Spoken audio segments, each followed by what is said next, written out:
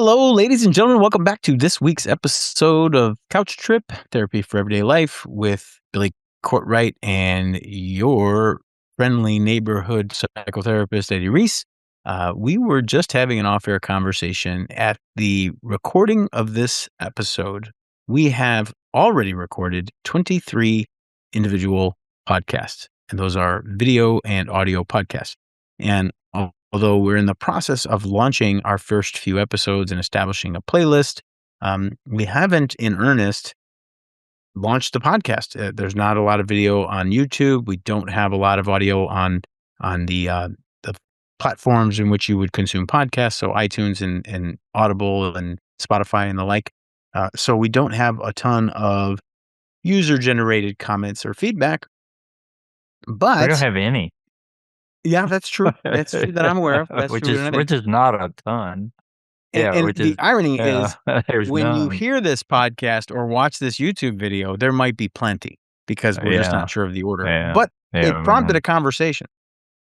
It prompted a conversation because I think at this point, it might not be known to you, but as you'll find out shortly, my role in this podcast is somewhat of the every person. I'm not a psychotherapist. I'm a professional. I'm a father. I'm a husband. I'm a brother. I'm a son. Fairly run-of-the-mill normal human being, right? And I think we all have universal emotions and feelings. But, I said to Eddie, I'm like, listen, we don't have a lot of user feedback. We don't have a lot of fan mail. We don't have a lot of questions to answer on air. But you know what? I've recorded 23 podcasts with you, and I've got a laundry list of questions and quite a few insecurities as a result of the things that you've said. And I'm curious, and for the sake of the audience, Eddie and I know each other fairly well on a professional level. I think there's a healthy mutual respect and we care for one another a great deal. But Eddie and I were not friends for decades. We don't play golf 3 times a week together. I've never been a patient, and I won't be.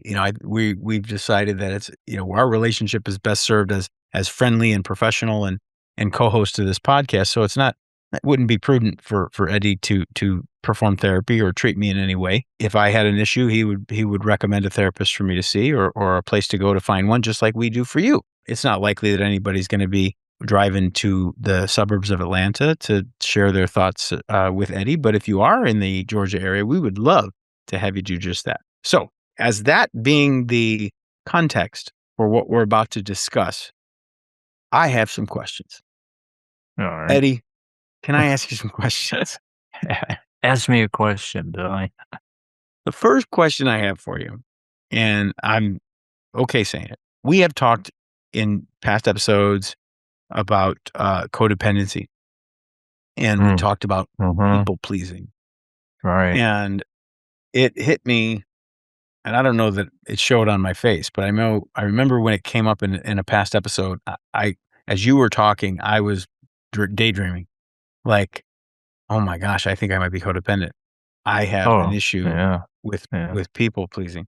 And the reality is, and if folks out there ever have this issue, I have admittedly, I have some sort of insecurity around others' opinions of me. It's always been there as far back as I can remember. It affects my relationship with my wife, certainly. I don't know that she would object because I'm constantly trying to make sure she's okay. And I'm naturally considerate of others, but I don't know if my obsession with others' feelings or opinions of me is normal, healthy, an issue. But I can tell you, and I'll tell the audience, and full disclosure, I'm an open book right here, as vulnerable as I've ever been, but I think it's a good idea. I am very insecure. And I concern myself with opinions of others constantly.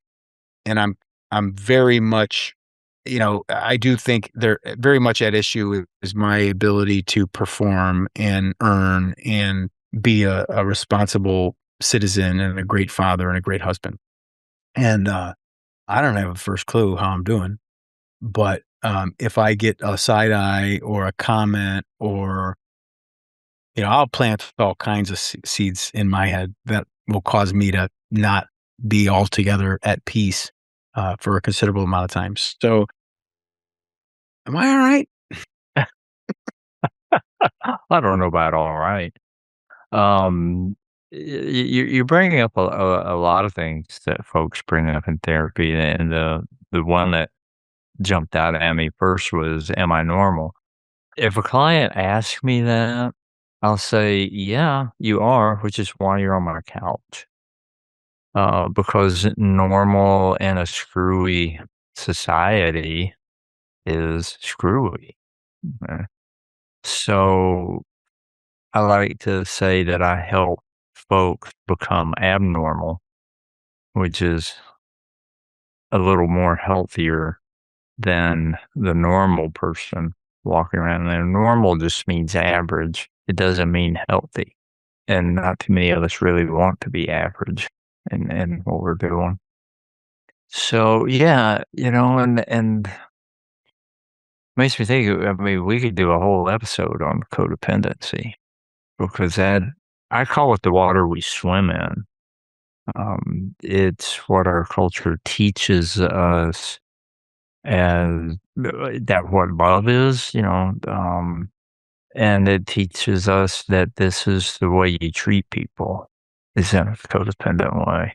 But the main thing you were asking about, I think, was feeling insecure. And, so I'm assuming insecure is, ooh, I'm not sure if I'm really any good or not, or if I'm as good as I think I am, or people tell me I'm doing great, but I don't really believe them. They just, that's sort of, is that what you're talking about? You're on the right track. I mean, in full disclosure, I didn't realize codependent people pleasing tendencies and insecurity were so closely tethered until we alluded to it, or you kind of went down that rabbit hole in a very intentional way a couple episodes back. So, Hmm. but yes, I would say that I would say that's accurate. Yes.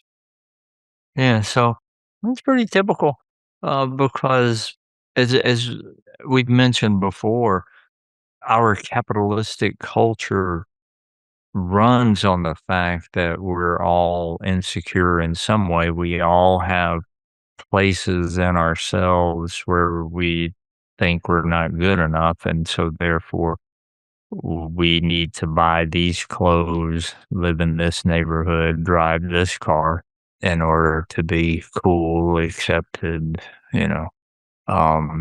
somebody who's arrived, those sorts of things. Where my mind goes with this is whenever there's a discussion about anything like this, that I don't feel very secure. I don't feel like I'm good enough. I don't feel like I've arrived. I don't feel lovable. Eh, Anything like that. The problem isn't what you think or feel about yourself. So saying, wow, I feel pretty insecure. That's not really a problem or the problem. The problem is that you are actually measuring and comparing. That's the problem. Imagine a world with no comparisons. And I think we talked about this in a podcast. There's animals don't do that. I mean, dogs sniff each other's behinds and they probably compare this behind to that behind. And this, I like the way this one smells better, maybe, but they're not going good dog, bad dog, like their owners are. They're just going dog, you know.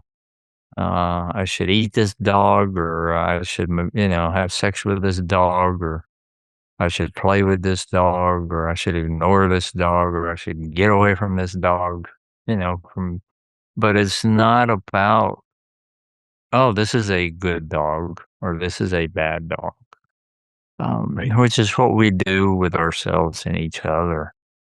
And just imagine no Judgment. comparing. Yeah, it's a judgment. And you're not rating anything. You know, you are who you are, and then instead of trying to feel secure, which feels like the answer to the problem of insecure, but it'll never work, the answer, I think, is to learn as much as you can about who you are. We're we're such complicated, deep human beings, um, and even the most seemingly shallow people, there's some depth to them if you can work your way down in there. And I just don't think there's a much better way to spend your time than to explore all that. This is the machinery that we have to work with, so how does it work? And what does it do? What can do? What can it not do? What do I want it to do? What's possible? What's not impossible? To learn all those things is it removes that drive to compare and rate and then want to be more, um, or I guess I should say it takes away the drive to do that so that you'll feel better, you know? So if I'm concerning myself with the judgment of others and the comparisons of others, is that an indication of my own judgmental nature? Am I projecting? Yeah, because you're trying to judge yourself and you're trying to get information or what you think is data to come up with a judgment.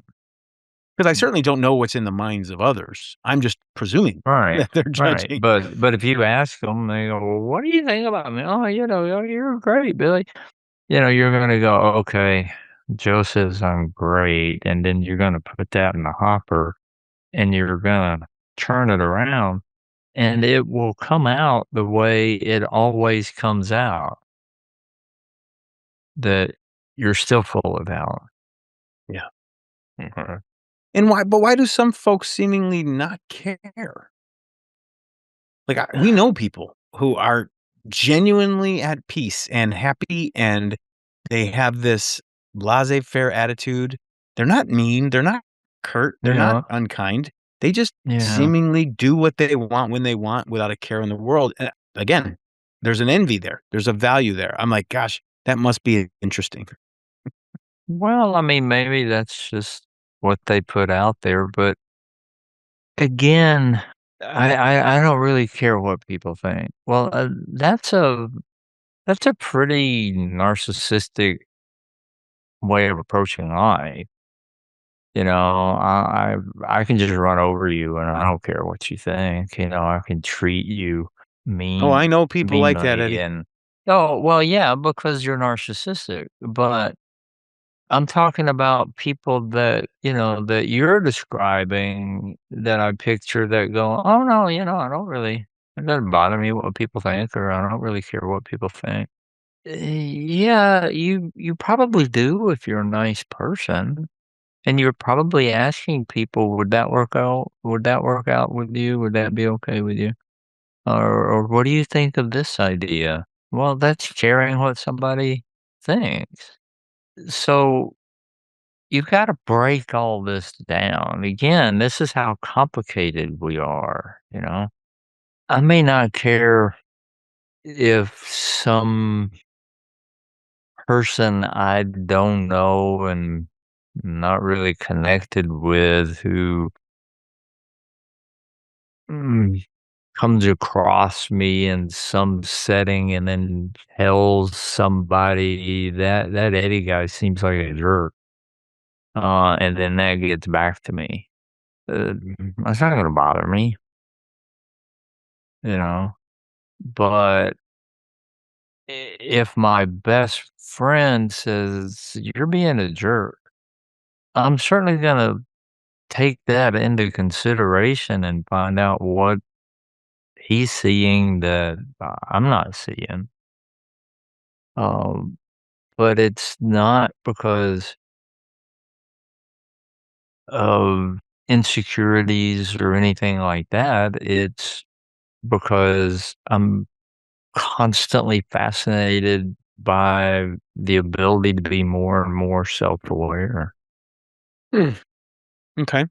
Well, I'll be Is that does that help or well, okay, muddy it up or I don't wanna gloss over the fact that you just mentioned that I was being narcissistic, which I was I like, don't know. I didn't did I?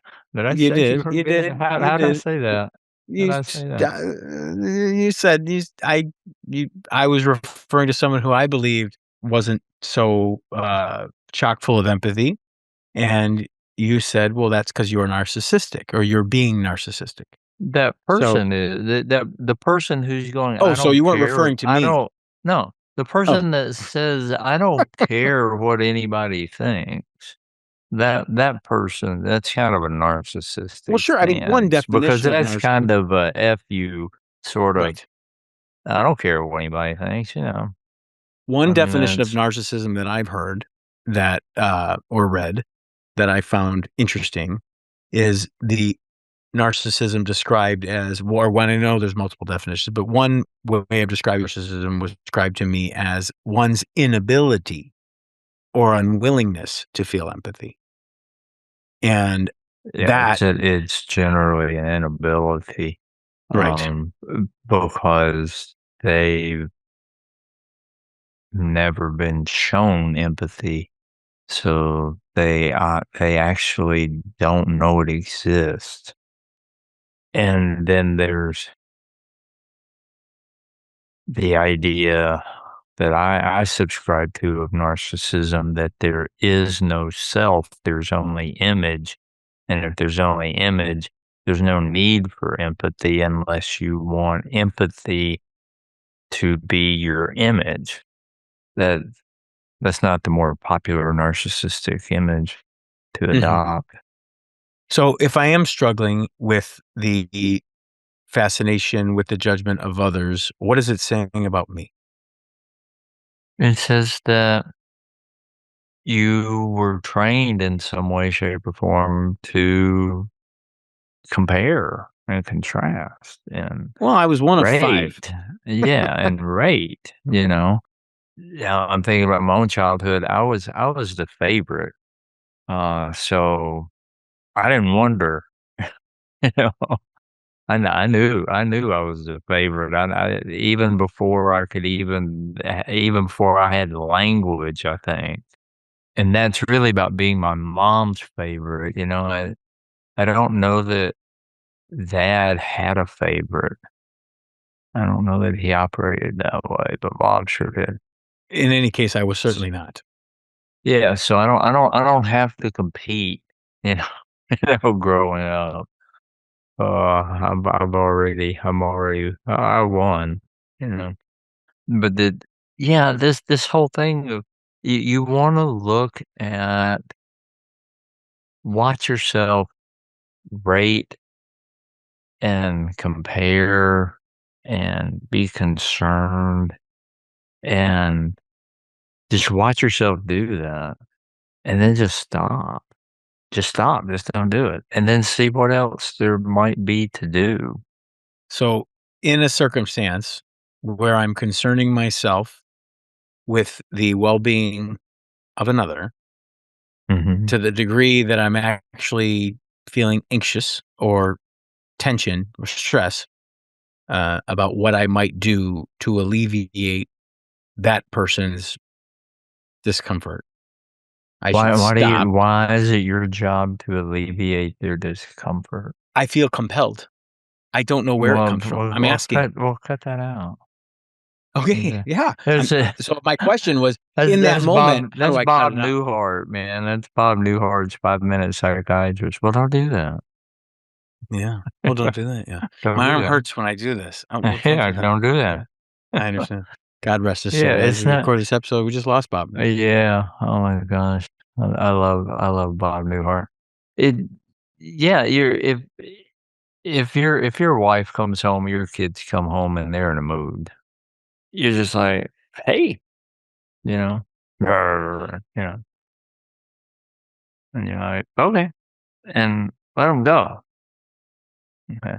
There's a basic axiom, when you're working on learning to not be codependent is no unsolicited advice, no unsolicited help in a sense, other Mhm. than somebody's drowning and they don't have time to ask you. But they're in a mood. Did they pay any attention to you? No. Okay. They don't want anything to do with you. If your wife, I think your phrase would give you the side eye, and you're like, ooh, you know, obviously I did something wrong. You could What say, communication is, I'm noticing that you're looking at me in a way that causes me to wonder if there's something you're not happy with me about. You name what's in the room. You don't go into a process of, okay, she did this. Let me replay everything. What might she be upset about? What have I done? What do I need to do to correct this? Because you're doing all this and you're not including her. So include her. And she goes, if you don't know, I'm not going to tell you. You go, you don't tell me, I won't know. And if I don't know, I'll do it again. So, okay, that's up to you. That's her problem. No. She has to tell me. I'm not a mind reader. Do you want to tell me? Yeah, if you don't know, I'm not going to tell you. Okay. If I'm What in kind of a playful mood, do something like this. She goes, "What are you doing? You got a headache?" And we go, "No, trying to read your mind." I will. I will try that. Yeah. And the moods happen. They don't happen Sure. often, but they do happen. Yeah. And what you just did there was kinda compelling because where I immediately go is, "Okay, how am I responsible for this mood?" Yeah. You're not. Right. Right, but either way, that's where my head goes. And, No. there's a lot of joy around the kids because it's less so. The kids, they don't have moods. You take away their video game, they get angry. You take away or you tell them they have to study or read, they're not happy. But for the most part, they're pretty content and Mhm. grateful Mhm. that there's food on the table and there's a roof over the head, and they wouldn't say that, but they're generally pleasing individuals. It's I think it's the adults in the room that, at least for me personally, cause me to take pause and wonder, what can I do to improve this situation? Mhm. And you're telling me, and what I heard you say and what I enjoyed hearing you say was don't. Your job. Right, I right. mean, you're around somebody and they're like really quiet and just going about their business and they're not paying attention to you and you're like, hey, how you doing? And they go, you know, perfectly okay. You go, is there something wrong? Is there anything you want to talk about? Happy to listen. No, okay, and go about your business. And it will be really difficult for most people to walk away and not go, God, either, what's really wrong? I really want to know. Is anything I did? I don't know. Doing that or just walking around going, oh, God, what's wrong? And now you're in a mood and you weren't before. It's a tricky concept for people to take in that the other person's emotional state does not dictate your emotional state. You're in charge of that. Well, on behalf of everybody listening or viewing, I hope this was relatable because I can't, but maybe I am. Maybe I am one of the few people out there that is would consider themselves a people pleaser. I've been called a people. Oh god, no, that's most people. Most people are that. I mean, that's Yeah. what our culture teaches us. That's what being a good person is. That's what being a nice person is. That's what being a caring person is. But in the realm of I'm a people pleaser, you're really saying you're codependent. And yeah, that would be worth an Well, do me a episode. favor. Let's define that a little bit. What the term codependent, you did once before, and that's what led me to believe I might be, but or maybe everyone is. I don't know, but Everybody in this culture's codependent. It's with each person, you would be codependent with that person to a particular degree around a lot of different subjects. So you might be more codependent, or if you're talking about this with them, than you would that. So it's not like a on off kind of thing. This person over here, you might not be codependent with at all. This person over here, you're completely wrapped up in everything that's going on. So we're codependent to some degree, a good bit of the time.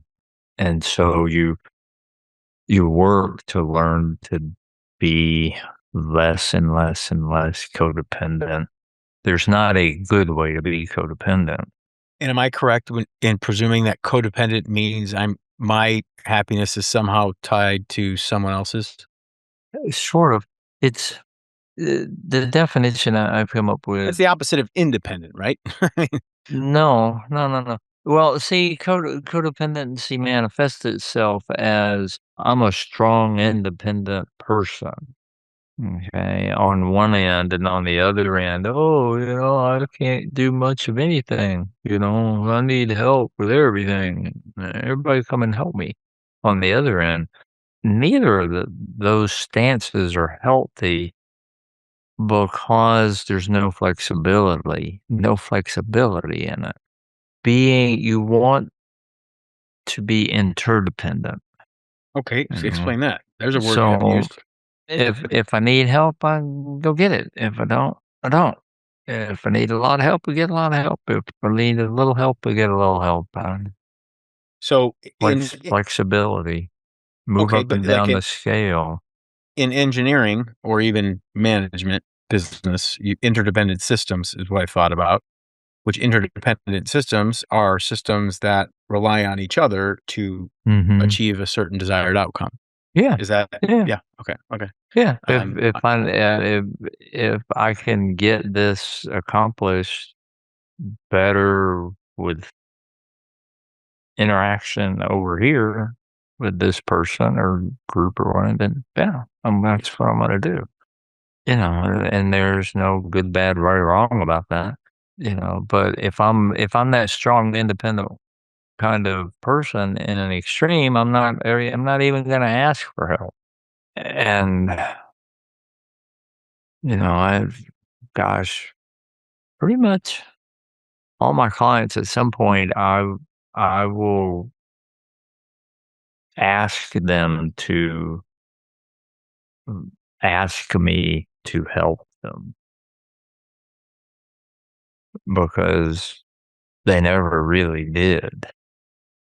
And it generally surprises them. They go, "What do you mean ask him?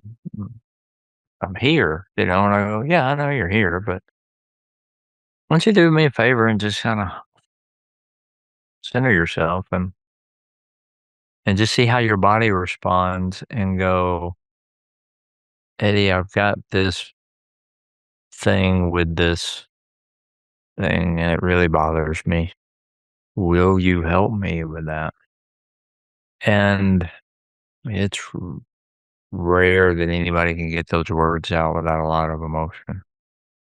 there are people that can just parrot it back, but there's no emotion at all. And then that's kind of the same thing. It's like, ooh, we got to get in there because we're not taught to ask for help in this culture.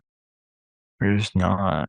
So interdependent, I think I've said this before in podcasts, everything I need to know I learned in kindergarten, hold hands when you cross the street, like, ask for help, get help when you need it, and give it when you can. So that's all about being flexible. Yeah. Well, let's just do a podcast on codependency. We haven't done that yet. No, And we have not.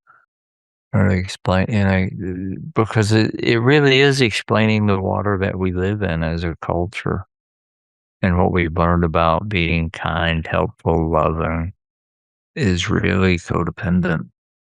Well, this has been incredibly helpful, and we just teased the heck out of a future episode where we're going to dive even deeper into the realities and misconceptions of codependency and the differences between codependency, independence, and interdependence, which we just learned 3 new vocabulary words on the Couch Trip podcast. So, this is good. I mean, I feel like I know a little bit more about where this is coming from within me, and I think I'm going to know even more on the next episode about codependence. Mhm. And for context, when we struck up a conversation about anger and rage, it was Mhm. an impromptu conversation that, in my opinion, created a podcast and counsel and knowledge and wisdom from Eddie that, in my view, the opinion of one fan, listener, viewer, was incredibly valuable and Oh, good, incredibly insightful.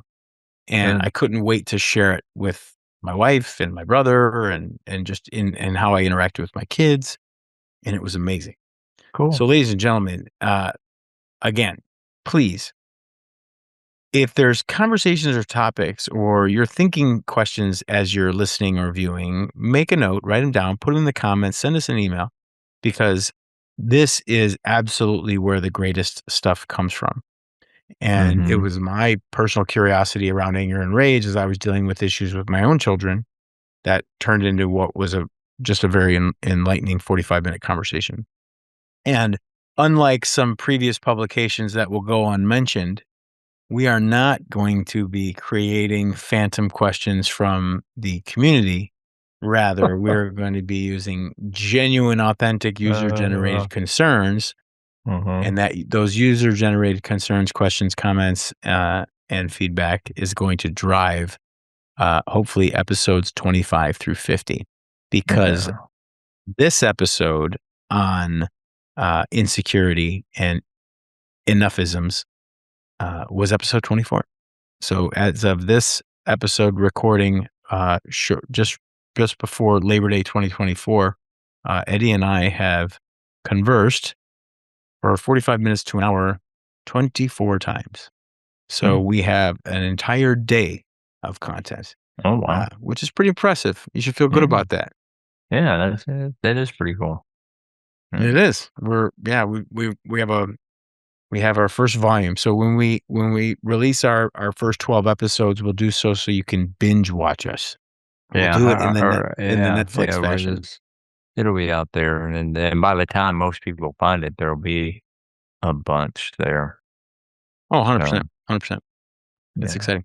Well, thank you for sharing with me your feelings on my questions. It was enlightening. I Yeah. think it was probably enlightening to our viewers and listeners as well. And again, if you're considering vetting a therapist, Eddie has some outstanding information on the website on things you might want to consider when vetting a therapist. And the number one rule from Eddie's perspective when evaluating or considering a therapist, Eddie, is Find a therapist with decades worth of their own therapy. yeah, that is absolutely the Rule universal. one. We're gonna have a T-shirt with Mm. the top 10 Eddieisms in therapy, and number top one of the top 5 is going to be make sure your therapist is practicing the art and science of psychotherapy for hopefully Yeah. longer than a few sessions. So Ladies and gentlemen, this has been another successful episode of Couch Trip Therapy for Everyday Life. I'm Billy Courtright. That's Eddie Reece. We enjoy your attention. We appreciate you subscribing and hitting the bell for future episodes. We love the comments, questions, and concerns. And we're really grateful that you're signing up for the newsletter as well. So on behalf of Eddie and myself, thank you so much. And we look forward to seeing you in a future episode soon. Thanks, Billy. See you guys later.